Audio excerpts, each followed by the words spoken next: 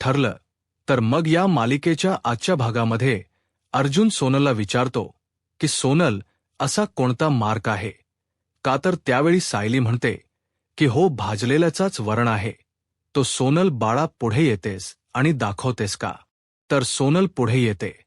त्यावेळी सायली सोनलच्या मानेवर असणारा भाजण्याचा वरून आता अर्जुनला दाखवते. तर त्यावेळी अर्जुनला यावर विश्वास बसतो. तर त्यानंतर आता प्रिया इथे दुसरा प्रश्न करत दोघांनाही म्हणते की मला एक सांगा, जर ही मुलगी हरवली आणि ती पुण्यातील एका गुरुजींना सापडली, तर मग त्या गुरुजींकडे या मुलीला नक्की कोणी सोडलं होतं? किंवा गुरुजींनी ही लहान असताना आपल्याला सापडली अशी तक्रार केली नाही का? किंवा तिच्या आईवडिलांनी शोधण्याचा प्रयत्न केला नाही का? आणि गुरुजींनी तिला आई-वडिलांकडे पाठवण्याचा काही प्रयत्न केलाच नाही का? त्याच्या आई-वडिलांना शोधण्याचा प्रयत्न केला नाही का? तर इन्स्पेक्टर शिंदे म्हणून असणारी व्यक्ती प्रियाला म्हणतात, या प्रश्नाचे उत्तर मी देतो असं म्हणत ते आता जसं प्रियाने सांगितलेलं असतं तसंच प्रियाला सांगत म्हणतात की हो, गुरुजींकडे एका व्यक्तीने सोनलला सोडलं होतं आणि त्यावेळी सोनलचा लहानपणीचा फोटोही गुरुजींकडे होता आणि गुरुजींनी पोलीस स्टेशनला तशी एफआयआरही नोंदवलेली होती. कारण इन्स्पेक्टर सावंत यांनी आम्हाला पोलीस स्टेशनमध्ये नोंद झालेल्या प्रत्येकाची नाव आणि त्यांचीची माहिती पाठवली आणि त्याचप्रमाणे त्या सगळ्या माहितीचा आम्ही तपास घेतच होतो. आणि आमच्या पुण्याच्या पोलीस स्टेशनला एक वयस्कर हवालदार आहेत आणि त्यांनी मला सांगितलं की अशाच एका लहान मुलीची एफआयआर नोंदवली गेली आहे आणि त्यात सोनलचा लहानपणीचा फोटो त्यांनी पाहिला आणि यावेळी मला ती एफआयआर दाखवली आणि त्या एफआयआरनुसारच आम्ही वात्सल्य आश्रमात आलो. तर आता जसं प्रियाने सांगितलेलं असतं तसंच आता इन्स्पेक्टर शिंदे म्हणून आलेली व्यक्ती अर्जुनला एफआयआर दाखवत म्हणतात की काही वर्षापूर्वी गुरुजींनी एफआयआर केली होती आणि त्यात त्यांनी असं म्हटलं होतं की एका भल्या माणसाने त्यांना सोनलला आपल्याकडे आणून सोडलं. हा भला माणूस म्हणजेच वडगावच्या जत्रेमध्ये गेलेली ती व्यक्ती. सगळी लोक इकडे तिकडे फिरत होती आणि त्यावेळी सोनल रडत रडतच त्यांच्याकडे आली आणि त्यावेळी त्यांना सोनलची काळजी वाटली आणि म्हणूनच तिथे त्यांचे आई-वडील कुठेही सोनलला सापडले नाहीत आणि म्हणून शेवटी त्या व्यक्तीने सोनलला पुण्यात एका गुरुजींकडे आणून सोडलं. परंतु त्यावेळी गुरुजींनी याची नोंद पोलीस स्टेशनला केली होती आणि त्यावेळीचा हा त्या लहान मुलीचा फोटो म्हणजेच प्राचीचा फोटो. तर प्रियाचा दुसरा प्रश्न असतो की गुरुजींनी जर त्या सोनलची पोलीस कंप्लेंट केलेली असतानाही त्या मुलीच्या आई-वडिलांनी तिला शोधण्याचा प्रयत्न का केला नाही? आता या प्रश्नाचे उत्तरही देत आता इन्स्पेक्टर शिंदे अर्जुनला म्हणतात की ही एफआयआर आहे त्या मुलीच्या आई-वडिलांपर्यंत पोलीस तिथे पोहोचलेही होते, परंतु मुलीचे आई-वडील तिथे सापडलेच नाहीत. तर आता प्राचीचे काका म्हणून आलेली व्यक्ती म्हणू लागते की कसे सापडतील? कारण त्यानंतर आम्ही वडगाव सोडलं होतं कारण त्या घरात प्राचीच्या भरपूर साया आठवणी होत्या. प्राचीच्या आठवणीने वहिनीला त्रास होत होता. त्यांच्या डोळ्यातील पाणी काही थांबत नव्हतं. मग रमेश दादाने निर्णय घेतला की हे गाव सोडायचं. तेव्हा कुठे वहिनीला बरं वाटलं. आता इन्स्पेक्टर सावंत म्हणून आलेली व्यक्ती पुढे सांगू लागते की त्यानंतरही पोलिसांनी खूप प्रयत्न केले, पण आतापर्यंत त्यांना सोनलचे आईवडील कधीच कुठे सापडलेही नाहीत. आता अर्जुन पुढचा प्रश्न करत प्राचीच्या काकांना विचारतो, प्राची, मिसिंग कंप्लेंट तुम्ही केली होती, मग या सगळ्याचा तुमच्याकडे काही पुरावा आहे का? तर त्यावेळी हा प्रश्न प्रियाला सुद्धा पडलेला असतो आणि त्यावेळी त्यांनी एफआयआरची कॉपी दाखवलेली असते. प्रिया एफआयआरची कॉपी चेक करत असते. त्यावेळी सचिन प्रियाला म्हणतो, प्रिया, चेक करायची काहीच गरज नाही, कारण ही एफआयआरची कॉपी मी अगदी व्यवस्थित चेक केली आहे, ही एकदम ऑथेंटिक वाटते. तर त्यावेळी प्रियाच्या मनातील शंका म्हणजे ही अर्जुनला खरी वाटेल ना? तर त्यावेळी सचिन म्हणतो की हो, ही जर अशी कोणी पाहिली तर कोणालाही ती खरीच वाटेल तर त्यावेळी एफआयआरची कॉफी त्यांच्याकडे देत प्रिया त्यांना दुसरा प्रश्न करत म्हणते की प्राचीच्या एफआयआरच पुढे नक्की काय झालं होतं. तर त्यावेळी ते म्हणतात, पोलिसांनी तपास केला पण जत्रेतल्या आगीमध्ये जी माणसं मेलीत त्यांचा जळून कोळसाही झाला. त्यात काही लहान मुलांचाही समावेश होता आणि त्यात काही मुलं होती की ज्यांची ओळखही पटली नाही, पण काही जण बेपत्ताही झालेत आणि म्हणून शेवटी पोलिसांना हा तपास थांबवावा लागला. तर इन्स्पेक्टर शिंदे म्हणून असणारी व्यक्ती प्रियाला म्हणतात की पण त्यावेळी आमच्याकडे एफआयआर तर होतीच. आता या सगळ्या गोष्टी जशा प्रियाने पढवलेल्या असतात तशाच हे दोन्हीही व्यक्ती आता अर्जुन आणि सायलीला सांगू लागतात. तर अर्जुन त्यांना पुढचा प्रश्न करत म्हणतो, इन्स्पेक्टर शिंदे, मला पुण्याच्या त्या गुरुजींना भेटायचं आहे की ज्या गुरुजींनी सोनलला पनवेलच्या गुरुजींकडे सोडलं होतं. त्यांनी तिला इथे का सोडलं हे त्यांना मला विचारायचं आहे. तर इन्स्पेक्टर शिंदे म्हणतात की हो, तुम्ही बोलताय ते अगदी खरं आहे. मी त्या गुरुजींशी बोललो आणि त्यावेळी मला कळालं की त्यांना गंभीर आजार झाला आहे. त्यांच्याकडे खूप कमी दिवस होते. मग यानंतर सोनलला कोण पाहिलं असतं, तिची काळजी कोणी घेतली असती आणि म्हणूनच त्यांनी त्यांच्या ओळखीच्या गुरुजींकडे म्हणजेच पनवेलच्या गुरुजींकडे पाठवलं होतं. आता अर्जुन सोनलला विचारतो, सोनल, हे सगळं खरं आहे का? तर सोनल म्हणते की हो गुरुजी मला म्हणालेत की त्यांना आता बरं वाटत नाहीये आणि म्हणूनच मला आता पनवेलला जावं लागेल. ते मला म्हणाले होते की पनवेलचे गुरुजी खूप चांगले आहेत, ते मला अगदी नीट सांभाळतील. परंतु सायलीच्या मनात तर अजून प्रश्न असतोच. सायली म्हणू लागते, मला असं वाटते की आपल्याला पुण्याच्या गुरुजींना जाऊन भेटावं लागेल. तर इन्स्पेक्टर शिंदे म्हणून आलेली व्यक्ती म्हणू लागतात, सॉरी मॅडम, आता ते शक्य नाही. सायली विचारते का? तर इन्स्पेक्टर शिंदे म्हणू लागतात की कारण काही दिवसांपूर्वीच गुरुजी गेलेत. आता हे ऐकल्यानंतर सोनल मोठ्यानेच म्हणते, काय गुरुजी गेलेत?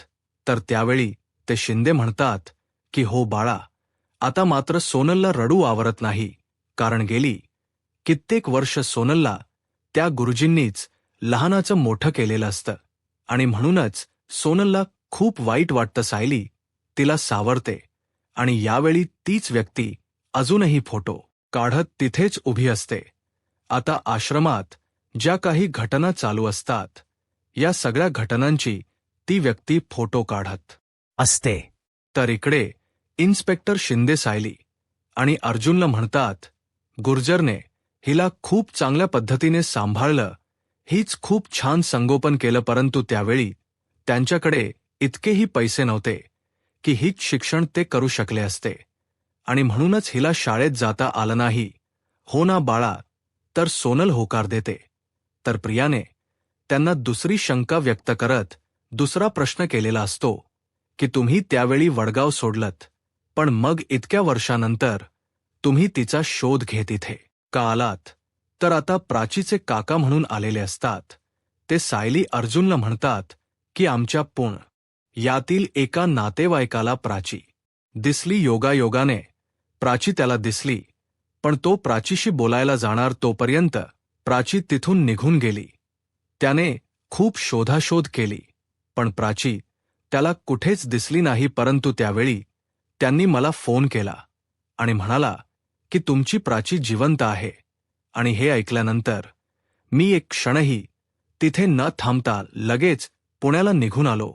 परंतु त्यावेळी मला सुद्धा प्राची कुठेच सापडले नाही. तर इन्स्पेक्टर शिंदे म्हणतात, मीच इन्स्पेक्टर सावंत यांचा मेसेज पाहिला आणि त्यानंतर सगळ्या गोष्टींचा शोध घेत मी कदम यांच्यापर्यंत पोहोचलो.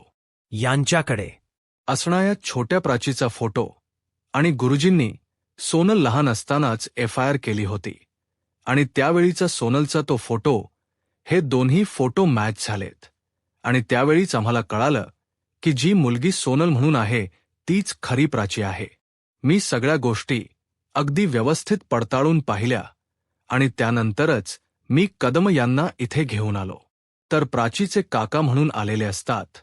ते म्हणू लागतात, पण मला एक कळत नाहीये की पनवेलच्या गुरुजींनी सोनलला आश्रमात का पाठवलं.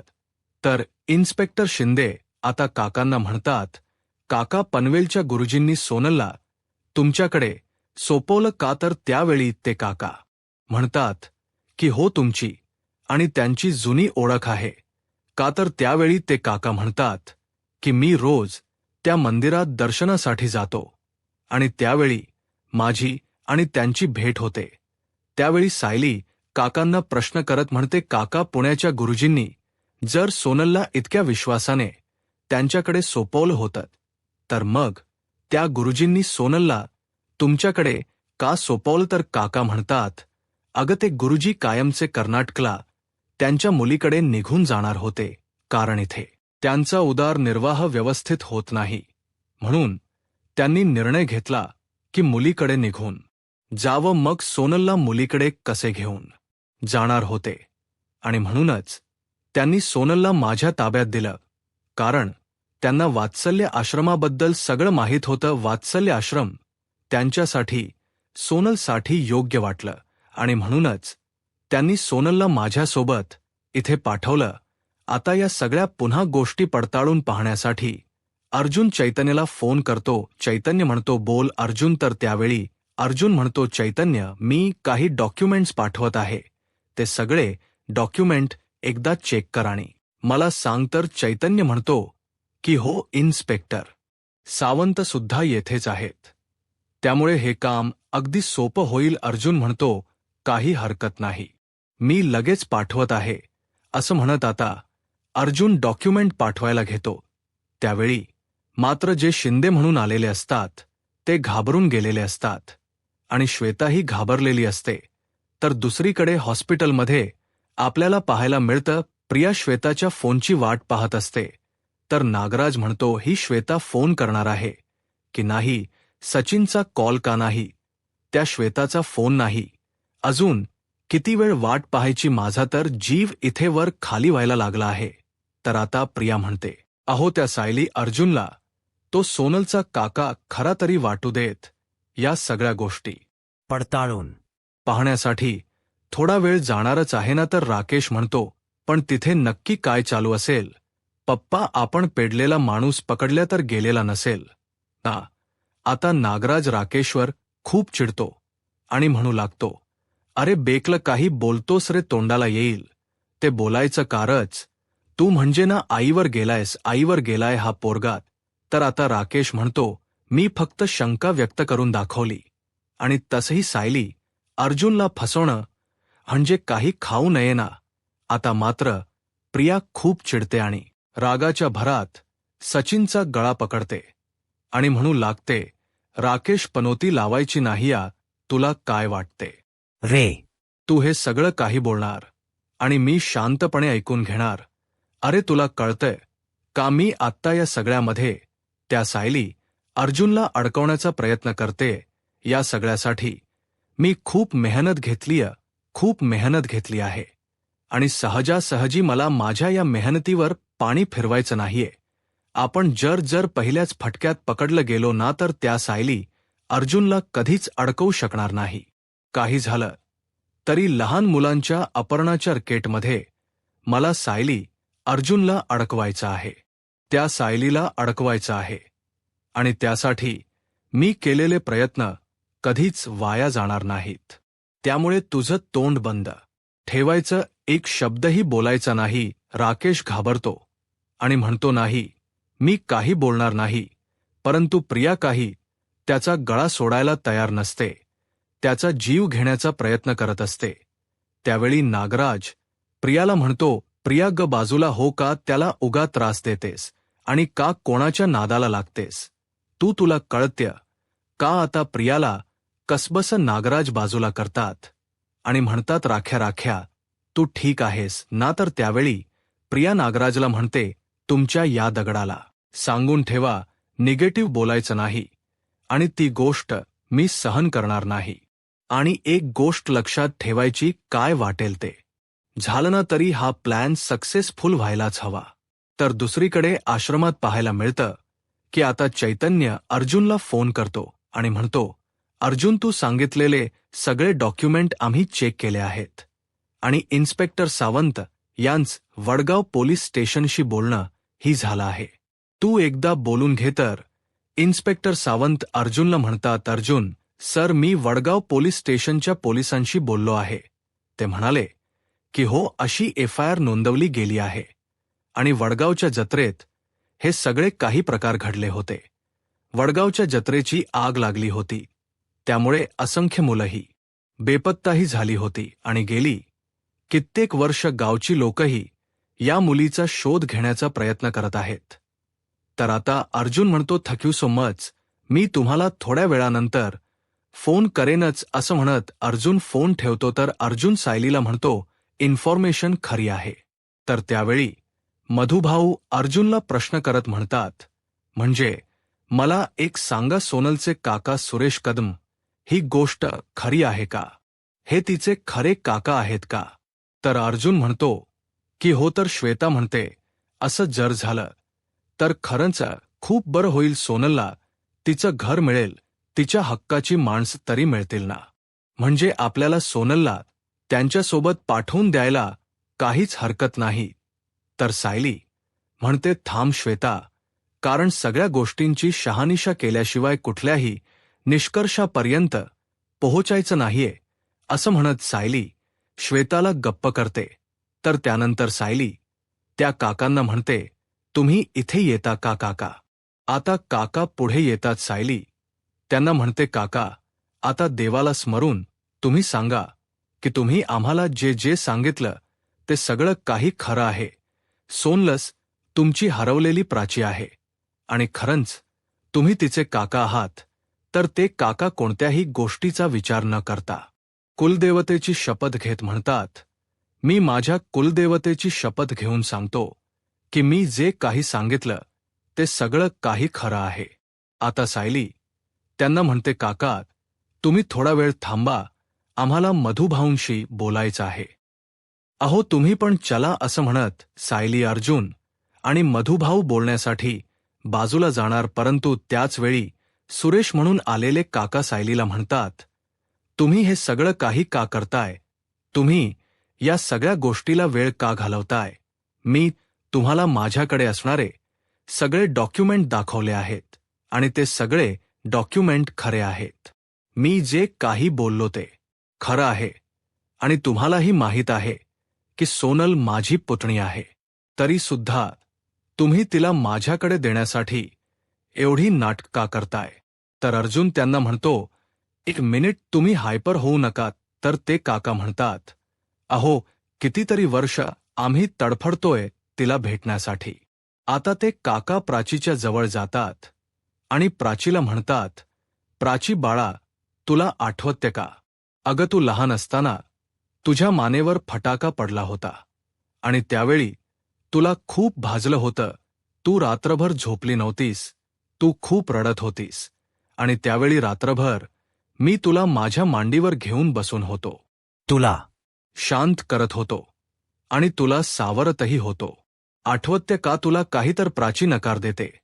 तर त्यानंतर ते काका म्हणतात, प्राची बाळा, आपल्या घरासमोर एक बाग होती आणि त्या बागेत तुला खेळायला आवडायचं. त्या बागेत खेळायला जाण्यासाठी तू खूप रडायचीस, तू मातीत खेळायचीस आणि घरी घेऊन आम्ही यायचो. त्यावेळी सुद्धा तू खूप रडायचीस. या सगळ्या गोष्टी आठवतात का तुला? तर त्यावेळी प्राची सायली अर्जुनकडे पाहते, कारण प्राचीला काहीच आठवत नसतं. तर ते काका म्हणतात, हिला हळूहळू सगळं काही आठवायला लागेल, खात्री आहे मला. तर त्यावेळी सायली त्यांना म्हणते, प्रश्न हा नाहीच आहे काका, पण तुमच्या जागी दुसरी जरी व्यक्ती आली असती तरी सुद्धा सगळी पडताळणी झाल्याशिवाय आम्ही सोनलला त्यांच्या ताब्यात दिलंच नसतं. आणि जर तिला तिचं खरं कुटुंब मिळणार असेल तर यापेक्षा आमच्यासाठी मोठा आनंद कुठलाच नाही. कारण काका, कुटुंबाची किंमत काय असते हे माझ्यापेक्षा जास्त कोणीच सांगू शकत नाही. या सगळ्या गोष्टी मी अनुभवल्या आहेत. हा पण जोपर्यंत या सगळ्या गोष्टींची खात्री पटत नाही तोपर्यंत आम्ही सोनलला तुमच्या सोबत जाऊ देऊ शकत नाही. तर ते काका सायलीला म्हणतात, ठीक आहे, आता तुम्हाला जे काही चेक करायचं ना ते सगळं काही करा, जी काही पडताळणी करायची ती सगळी करा, परंतु आज मी माझ्या पुतणीला घेतल्याशिवाय इथून जाणार नाही.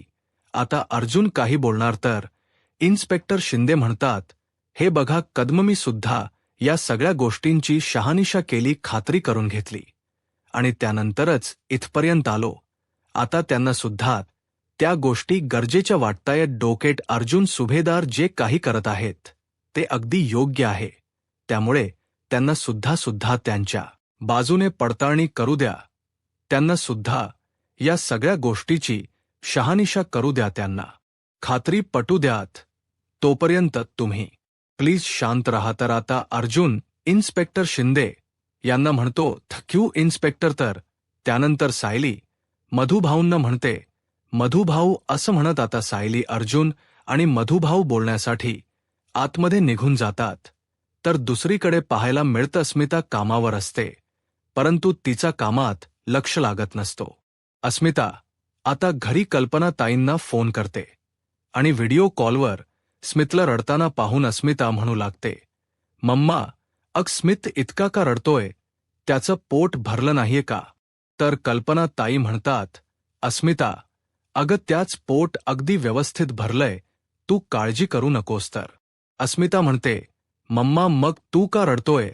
तू त्याला घेऊन फेया मारना, म्हणजे त्याला बरं वाटेल. कल्पनाताई म्हणतात, हो मघापासून मी फेयाच मारते. अस्मिता म्हणते, मम्मा, त्याला ढेकर आल्याशिवाय बरं वाटणार नाही. तर विमलताई म्हणतात, अस्मिताताई, अगो तुम्ही काळजी करू नका, तुम्ही ऑफिसमध्ये आहात ना, मग तुम्ही तुमच्या कामात लक्ष द्या, स्मितची काळजी करू नका, आम्ही आहोत ना. तर आता अस्मिता म्हणते, हो पण तो केवढा रडतोय, तुम्ही प्लीज त्याला शांत करा ना. मम्मा, प्लीज त्याला काहीतरी हवं असेल बघ ना, किंवा त्याला खेळायचं असेल मोकळं खाली सोडून बघ ना. कल्पनाताई म्हणतात, अस्मिता, आता त्याला झोप आलीय, मी झोपवते, तू जरा शांत हो ना. अस्मिता म्हणते, मम्मा मी हाफडे टाकून घरी येऊ का? सायली नाहीये का घरी? तिच्याकडे गेला असता तर तो शांत झाला असता. कल्पनाई म्हणतात, नाही, ती नाही आली अजून. तर आता अस्मिता चिडते आणि म्हणू लागते, हल्ली ना सायलीला आश्रमातील कामावे व्यतिरिक्त दुसरं काही दिसतच नाहीये, तिथं स्मिथकडे लक्षच नाही. आश्रमात जर कोणाला काही झालं असतं ना तर ती धावत गेली असती, पण स्मितला मात्र काही झालं तर तिच्याकडे वेळच नसतो. कल्पनाताईस मिताला म्हणतात, अस्मिता जरा शांत हो ना, तू का एवढी चिडचिड करतीयस? आणि सायलीला काही महत्वाचं काम आलंय आणि म्हणूनच ती गेली आहे ना, तू शांत हो बरं. आणि हो अस्मिता, आता मला एकही सांग, मी तुला सांभाळू की गोलूला सांभाळू? तू फोन ठेव बरं. असं म्हणत अस्मिता आता फोन ठेवत नसते आणि म्हणूनच कल्पनाताई तिचा फोन कट करतात. अस्मिता मात्र खूप चिडलेली असते, कारण तिला स्मितची खूप काळजी वाटत असते, पण तिला काय करावं काहीच कळत नसतं. तर दुसरीकडे आश्रमात आपल्याला पाहायला मिळतं, अर्जुन मधुभाऊंना म्हणतो, मधुभाऊ या केसमध्ये जर पोलीस डिपार्टमेंट इन्व्हॉल्व्ह नसतं तर आपण याला या सगळ्याची तपासणी करण्यासाठी आणखीन काही दिवस मागता आले असते, परंतु इन्स्पेक्टर शिंदे यांनी सगळ्या गोष्टींची अगदी व्यवस्थित शहानिशा केलेली आहे. वाय चैतन्य आणि इन्स्पेक्टर सावंत यांनी सुद्धा हे सगळे पेपर रिचेक केले आहेत. सो या सगळ्यावरून हेच वाटतंय की सुरेश कदम जे बोलतोय ते अगदी खरं आहे. तर मधुभाऊ म्हणतात, म्हणजे आता आपल्याला हे मान्य करायलाच हवं की सुरेश कदम हेच सोनालचे काका आहेत. तर अर्जुन म्हणतो की हो मधुभाऊ, सगळे डॉक्युमेंट व्हेरीफाय झाले आहेत. तो सुरेश कदम या अगोदर जिथे नोकरी करायचा तिथे सुद्धा सगळ्या चौकशी करून झाले आहेत, त्याच आधार कार्ड सुद्धा व्हेरीफाय आहे. इन्स्पेक्टर सावंताने सगळी माहिती दिली आहे. मला तर सायली प्रश्न करत म्हणते, पण एवढा सगळा तपास पुरेसा आहे का? ही माहिती पुरेशी आहे का? कोणास ठाऊक, परंतु मला सत्तसं का वाटते की सोनलला त्यांच्यासोबत पाठवून देण्याची आपण घाई करतोय. तर अर्जुन सायलीला म्हणतो, हे बघ सायली, तुला काळजी वाटणं साहजिकच आहे, परंतु मी चैतन्य, इन्स्पेक्टर सावंत, आम्ही सगळ्यांनी हे सगळे पेपर अगदी तपासून पाहिले आहेत, आणि आता जर आपण या सगळ्याची अडवणूक केली तर तो आपला वेडेपणा ठरेल. मला माहीत आहे की तू या सगळ्या गोष्टीसाठी अजूनही कन्व्हिन्स आलेली नाहीस. मग मला सांग, सुरेश कदमवर शंका घेण्यासाठी कुठला एखादा पुरावा आहे का तुझ्याकडे? तर सायली म्हणते, नाही, असं कुठलंही ठोस कारण नाहीये. किंवा ठोस पुरावा पण का? कोण जाणे, सोनलला त्यांच्या सोबत पाठवण्यासाठी माझं मन तयारच होत नाहीये. तर मधुभाऊ सायलीला समजावत म्हणतात, सायली बाळा, सोनलला तिच्या हक्काचा घर मिळायलाच हो, तो तिचा हक्क आहे. तर त्याचवेळी श्वेता त्या ठिकाणी येते आणि म्हणू लागते, अर्जुन सर, ते सोनलचे काका विचारतात की ते सोनलला कधी घेऊन जाऊ शकतात. ते म्हणतात की यांची वहिनी त्यांच्या मुलीची वाट बघत बसली आहे. तर इकडे सुरेश कदम प्राचीला म्हणतात, प्राची बाळा, आम्ही तुझी रोज आठवण काढायचो. खरं तर तुझी आई तुझ्यासाठी वेडीपेशी झाली आहे. तुला आवडेल ना तुझ्या आईला भेटायला? आता मात्र प्राचीलाही आईशिवाय राहवत नसते आणि ती मान डोलावत होकार देते. आता सायली, अर्जुन आणि मधुभाऊ त्या ठिकाणी येतात. तर प्राची सायलीला म्हणते, सायली ताई, हे काका म्हणतात की मी लहान असताना माझ्या आईच्या पदराला गुंडाळून बसायचे आणि मला सुद्धा थोडं ते आठवते. म्हणजे मला असं वाटते की हेच माझे काका आहेत. तर सुरेश कदम म्हणतात, वकील साहेब आणि पाटील, आता प्लीज आमचा अंत बघू नका. माझा भाऊ खूप आजारी असतो, त्याची मुलगी हेच त्याच्यासाठी सगळ्यात मोठं औषध ठरेल. त्यामुळे प्लीज आता कोणत्याही गोष्टीसाठी तुम्ही आमची अडवणूक करू नका. तर मधुभाऊ म्हणतात, हे बघा, आता या आश्रमाची संचालिका आमची सायली आहे, त्यामुळे अंतिम निर्णय हा तीच घेईल. आता सायली अर्जुनकडे पाहते आणि त्यानंतर निर्णय देत म्हणते, ठीक आहे, तुम्ही सोनलला घेऊन जाऊ शकता, पण पुढचे काही दिवस तुम्हाला आम्हाला सगळ्या गोष्टी सांगाव्या लागतील. ती घरी पोहोचली आहे का? ती व्यवस्थित आहे ना? ती जेवती आहे ना? तिची तब्येत तर ठीक आहे ना? या सगळ्या गोष्टी तुम्हाला आम्हाला सांगाव्याच लागतील. या गोष्टी सांगाल ना तुम्ही? तर त्यावेळी सुरेश सावंत म्हणतात की प्रश्नच नाही. अहो, हे तर गोष्टी आम्ही तुम्हाला अगदी व्यवस्थित सांगू, कारण काय आहे ना, तसंही तुमचे आमच्यावर खूप उपकार आहेत. गेले कित्येक दिवस तुम्ही आमच्या सोनलला अगदी व्यवस्थित सांभाळलं आणि अगदी व्यवस्थितरित्या तिला तुम्ही आमच्याकडे सोपवत आहात. मग आमची सुद्धा जबाबदारी आहेच ना मॅडम. तुम्ही अजिबात काळजी करू नका, मी तुम्हाला रोज मेसेज करेन. प्राची बाळा, जाऊयात ना आपण आपल्या घरी. आता सोनल सगळ यांचा निरोप घेते. तर त्यावेळी श्वेता नाटक करत म्हणते, तू चाललीस? आता तू आम्हाला भेटायला कधी येशील? तर सायली म्हणते, येईल ना. ती आधीमध्ये भेटायला येशील ना सोनल? तर सोनल म्हणते, हो, तुम्ही सगळ्यांनी मला इतकं प्रेम दिलं तर सायली ताई, तू मला काहीच कमी पडू दिलं नाहीस. इतकं छान ड्रेस दिलास, थँक यू सो मच. मी तुम्हाला कधीच विसरू शकत नाही. असं आता म्हणत सोनल मानसीला मिठी मारते, कारण मानसीने तिला खूप समजून घेतलेलं असतं आणि या नवीन घरात तिला राहायलाही आवडत होतं. आता सगळीच मुलं सोनलला मिठी मारतात. ती खूप रडत असतात. सगळ्यांना सोनलची खूप सवय झालेली असते. तर सायली पुढे सोनलला म्हणते, सोनल, हे बघ बाळा, हे घर तुझंच आहे. जेव्हा तुला आम्हाला भेटावंसं वाटेल ना तेव्हा तू ये. हा तर त्यावेळेस सुरेश कदम म्हणतात की हो, तिला ज्यावेळी वाटेल, तिला जर आठवण आली तर मी नक्कीच तिला इथे घेऊन येईन. अजिबात काळजी करू नका. सोनल आता आश्रमातून निघून जाते. हे सायलीलाही खूप वाईट वाटत असतं. आता सोनल सुरेश काकांना म्हणते, सुरेश काका, मी आणखीन एक दिवस इथे राहू का? मी उद्या तुमच्या सोबत येईन, चालेल? तर सायली सोनलला समजावत म्हणते, बाळा, तुझ्या आई वडिलांनी गेले कित्येक वर्ष तुझी वाट पाहिली आहे. त्यांना सुद्धा तुझी खूप आठवण येत असेल, मग आणखीन एक दिवस वाट पाहणं हे त्यांना नाही सहन होणार. गेले कित्येक वर्ष तुझ्या वाटेकडे ते अगदी डोळे लावून आहेत. मग आणखीन त्यांना त्रास देणं योग्य आहे का? सायली सोनलला समजवते आणि म्हणते, आज जायचं ठरलंय ना, मग तू आजच जा आणि हो, स्वतःची काळजी घे. आता अर्जुन सायलीला म्हणतो, सायली, हडोवर फोनवर तुझी सही लागेल. आता सही करण्यासाठी सायली तिथे येते आणि त्या पेपरवर सही करत असते. आणि त्यावेळी मात्र पुन्हा ती व्यक्ती सायलीचा फोटो काढते. आता सायलीने यावर सही करत असताना जी व्यक्ती फोटो काढत असते आणि आतापर्यंत आश्रमात घडणाऱ्या प्रत्येक घटनाची जी व्यक्ती फोटो काढत असते ती व्यक्ती म्हणजेच सचिन असतो. आता सोनल जाण्या अगोदर सायलीला मिठी मारते आणि म्हणू लागते, सायली ताई, मी आज जाणार, पण तू मला विसरणार तर नाही ना? तर सायली सोनलला म्हणते, नाही बाळा, मी कधीच विसरणार नाही तुला, पण तू सुद्धा आमची आठवण ठेवा. तर सोनल होकार देते आणि म्हणते, हो ताई, मी सुद्धा तुम्हाला कोणाला कधीच विसरणार नाही. सायली सोनलला म्हणते, खूप मोठी हो, खूप अभ्यास कर आणि आई वडिलांना तुझा अभिमान वाटेल इतका यश मिळव. तर येणाऱ्या पुढील भागामध्ये आपल्याला पाहायला मिळतं सोनल आश्रमातून निघालेली असते.